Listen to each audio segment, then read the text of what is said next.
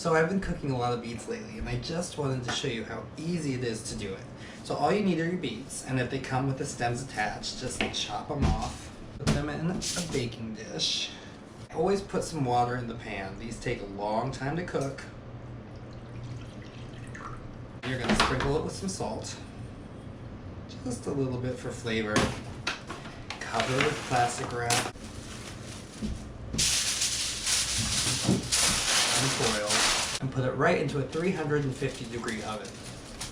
Beets take a while to cook, so I'm going to go ahead and give those about an hour before I even check them. So you can tell they're done when you go and you just find one and kind of give it a little press. And if you can feel it give it a little bit, it's done. So go ahead, take off the foil, and just let these cool down for a little bit.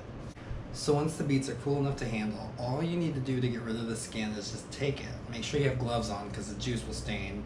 And pull gently, and the skin will just come right off. Just like that. So then you put it in a container and let it cool the rest of the way in the fridge.